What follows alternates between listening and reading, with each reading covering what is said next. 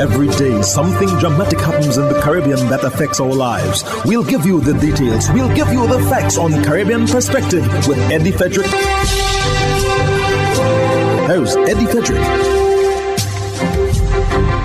So glad you can join us. Barbados' Prime Minister Mottley tests positive for COVID-19. This story takes the lead in today's edition of Caribbean Perspective for Wednesday, 22nd June 2022. Details when we return. Hubbard's Multi-Department Mount Gay and Hubbard's Tire Bay, located at the Building Supplies Compound in Grand Anse, are reminding the motoring public that another round for licensing and inspection has begun. Just arrived on new shipments of quality furrowed and torque tires to fit all makes and models of vehicles at competitive pricing. Shop early to avoid the hassle of long lines. WhatsApp them on 473-405-5482. Hubbard's, quality service, affordable prices.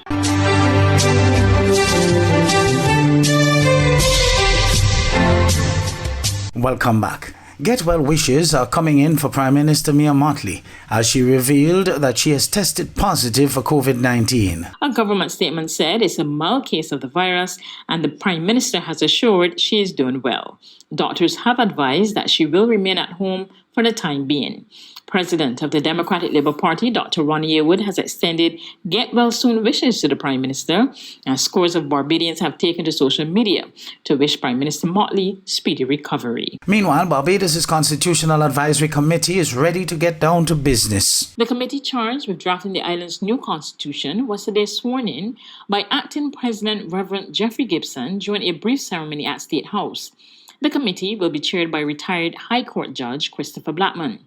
The other members are Suleiman Balbulia, Reverend Dr. John Rogers, Senator Gregory Nichols, former Attorney General Adriel Brathwaite, trade unionist Mary Ann Redmond, businessman Christopher De Caries, Attorney-at-Law Sadia Jemot, President of the Barbados Council for the Disabled Kerry-Ann Eiffel, and youth advocate Khalil Kofdiwala. Attorney General Dale Marshall told reporters the commission will start work from as early as Friday. He's expecting the widest possible consultations across the island. One of the concerns of both the Cox Commission and the Ford Commission was that enough Barbadians did not participate in that process. Today we have Zoom, we have all kinds of streaming platforms. We have a Barbadian who is well versed with what's happening because of social media, and we assure you that we will be using every single avenue to reach out to Barbadians, and we want them to reciprocate by getting involved in the process, participating in the meetings, whether by Zoom or face-to-face, but let their voices be heard, because this is the opportunity for them all to participate in determining how a Republic Barbados looks going forward. The constitutional reform process is likely to cost government some $1 million. The commission is expected to complete its work in 18 months. In other news, Prime Minister of Antigua and Barbuda, Gaston Brown, says if Venezuela sends a shipment of petrol, Antigua and Barbuda will take it, despite tough sanctions on the South American country by the United States. ABS's Garfield Burford reports. The disruption in the global oil market compounded by the war in Ukraine has fueled a surge in petrol prices. Experts say demand has outstripped supply, and oil refiners have sharply increased their margins, leaving motorists around the world digging deeper into their pockets. Prime Minister and Finance Minister, the Honorable Gaston Brown, argues sanctions imposed by the U.S. on the Nicolas Maduro government in Venezuela have made matters worse. He argues the U.S. should allow Venezuela to trade its oil and use its resources for the benefit of its people and, by extension, the rest of the region. A Petro-Caribbean initiative would have been quite helpful to Caribbean countries at this time in light of the escalation in fuel prices. But we have been told that if we do business with Venezuela, that we be sanctioned too. Well, I've said to my colleagues within the region that we should approach the Venezuelan government and to ask them to assist us. And I'll say here that if Venezuela sends us a shipment of petrol, we'll take it. Venezuela started the Petro-Caribe Oil Initiative in 2005 with then-President, the late Hugo Chavez, and late Cuban leader Fidel Castro being at its helm. It allowed participating countries to convert part of their oil payments to Venezuela to a long-term loan at concessionary interest rates. This relieved these countries of the burden of having to pay all of it up front, which allowed them to focus more on the provision of social services. Venezuelan energy was a linchpin of a geopolitical counterweight to America's diplomatic and economic hegemony in the region. However, U.S. sanctions on Caracas have hit its oil production hard. Prime Minister Brown insists those sanctions are not only harmful to Venezuela's interests, but this country and the rest of the region. Antigua and Barbuda, we're hurting today because potentially we could get products from Venezuela with some form of on concessional terms. But they're precluding us and literally violating our own sovereignty to decide with whom we want to trade. That is not for the United States to determine, and might is not right. So I would have held some very frank discussions with President Biden. I know that he was not particularly pleased. And as I said to him, I know he's not the president of the Caribbean, which was one of his remarks to me. But he's president of the free world, and he must make sure that people all over, especially in this hemisphere, live. In addition, he says the sanctions are not applied fairly because they allow for Venezuela to provide its hydrocarbons to some countries outside of the Americas. And you can't tell me that the United States can have a carve-out for countries in Europe that are not as vulnerable. So Venezuela can send them products in order to wipe off a debt. But here in the Caribbean, where people are suffering, we can't buy products from Venezuela? I mean, come on, man. I mean, there's just something fundamentally wrong with American policies towards Cuba and Venezuela. And they're not only hurting Cuba and Venezuela, they're hurting others within the region. The Prime Minister was at pains to say, however, that there is no hostility towards the U.S., this country's biggest trading partner. He insists, however, the U.S.'s enemies are not Antigua and Barbuda's enemies because this country's foreign policy is anchored on the principle of being friends of all. In the meantime, regional political commentator Peter Wickham said governments around the world have been facing political pressure over rising prices. That's the nature of politics, and I don't think that any prime minister is surprised that the opposition is taking aim at them. I had said in another forum that the solution really is to try to pass on increases as frequently as possible so that people understand, look, this is not something that I am doing. This is something that is caused by the global phenomena. And I can do what I can to mitigate the impact, but ultimately there's only so much I can do. Prime Minister Brown is hoping there can be more strident opposition from CARICOM to what he called these oppressive policies, which have caused suffering to people of the hemisphere. The geopolitics of energy continues to unfold.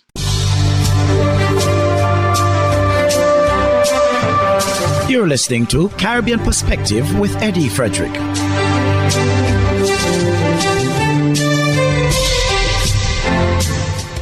Government expected to move one step closer to appointing a special prosecutor as Parliament convened on Tuesday, 21st June. This special prosecutor will probe the allegations of corruption against the former administration.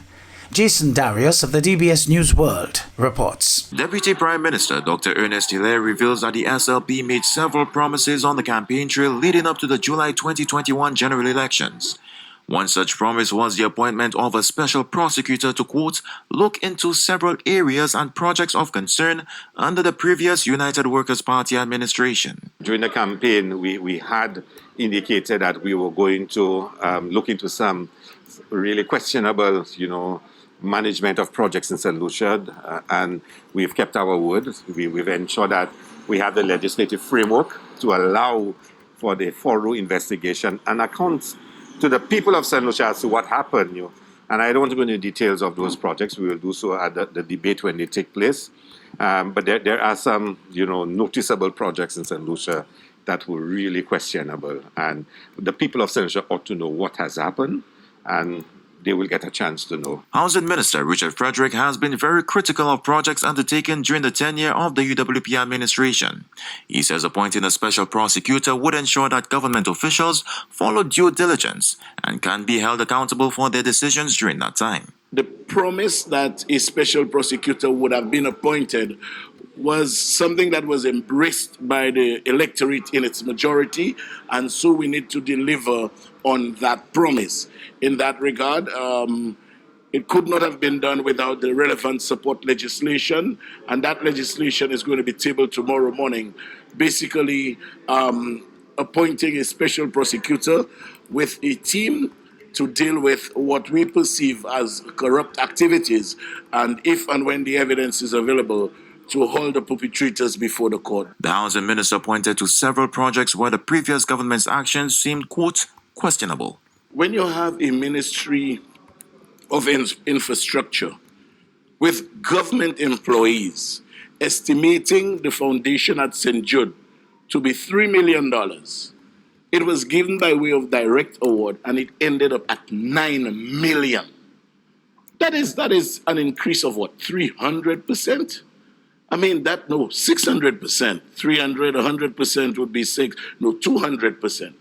A 200% increase in foundational costs. That is, like the old people say in our colloquial language, or kwevche. And those things, persons need to be held accountable for this and many more others. Efforts to contact the opposition UWP on the matter have been unsuccessful. For the DBS News World, I am Jason Darius. The Privy Council has ruled in favor of the state in a matter challenging the constitutionality of the public health regulations in Trinidad and Tobago, which were initiated by the government there to manage the COVID-19 pandemic. The ruling was handed down on Monday. TV6's Alicia Boucher tells us more. The Privy Council today dismissed the appeals brought by Dominic Suraj and Satyanand Maharaj against the local court's rulings in favor of the Ministry of Health's handling of the COVID-19 pandemic in Trinidad and Tobago. The British law lords unanimously endorsed the management of the pandemic since early in 2020 by the government. According to a release from the Office of the Attorney General today, the Privy Council found that the public health regulations and guidelines issued by the Minister of Health were based on sound medical and expert scientific evidence. It held that they were made in the public interest of protecting the life and health of the population. It rejected arguments of unconstitutionality and interference with religious rights. The AG's office says this ruling is a vindication of the government's long-standing legislative agenda and the use of legislation passed without a supermajority. This matter had been successfully argued and won by Senior Counsel Reginald Amo in the High Court and Court of Appeal prior to his assumption of office as Attorney General. Alicia Boucher, TV6 News. In the meantime, President of the Oilfields Workers Trade Union in Trinidad and Tobago, Ansel Rocher, says he's closely monitoring the news of the preferred bidder for the Pointe-à-Pierre refinery. More in this TTT News item. Last week, Acting Prime Minister Colm Imbert indicated that the identity of the preferred bidder for the Guaracara refinery will be revealed once a formal letter has been issued to them, noting that negotiations were still ongoing. Mr. Imbert said he expected the process to be completed within June, following which the identity of the bidder and nature of the bid would be disclosed. Mr. Roger, though, said the Patriotic refinery story was far from over, reminding citizens that Patriotic did win the bid and is still ready to purchase the refinery. In the interim, he said trade unions and Patriotic are following the news of the preferred bidder very closely. There's a major dark cloud of secrecy on the current approach to the bidder for the refinery. We are waiting with bated breath just to see who is this preferred bidder, what sweetheart arrangement they had, and what connections they have with members of the government. Mr. Roger was speaking during the Labor Day celebrations in Faizabad on Sunday. Guyana is extending its initiative to boost agricultural production and food security to the wider Americas amid widening concerns of global shortages. More from this Newsroom Guyana report. This medium and long-term work is based on 4 strategic aspects: the strengthening and transformation of agri-food systems in the Americas, challenges and opportunities for agri-food trade in the region in the new geopolitical context, the role of science, technology, and innovation, and facilitating economic and social inclusion by reinforcing the cooperative system. This support comes as Guyana is leading a similar plan in the Caribbean. The region hopes to slash its more than $5 billion annual food import bill by producing more food within the region and increasing intra-regional trade. By 2025, CARICOM hopes that at least 25% of its imports can be substituted with products from the region. Minister Mustafa, who is also chair of the CARICOM Ministerial Work Group established, spoke about the reality of the agriculture sector in this country, a strategic nation with a great capacity to become the food basket of the region. We have the land, the water, and the capital, he added. Like Guyana and other CARICOM plans, Mustafa described the alliance as an innovative way of uniting the countries and working together to ensure that they address food security. Hubbard's Motor Department Mount Gay and Hubbard's Tire Bay, located at the Building Supplies compound in Grand Anse, are reminding the motoring public that another round for licensing and inspection has begun. Just arrived on new shipments of quality furrowed and torque tires to fit all makes and models of vehicles at competitive pricing. Shop early to avoid the hassle of long lines. WhatsApp them on 473-405-5482. Hubbard's, quality service, affordable prices.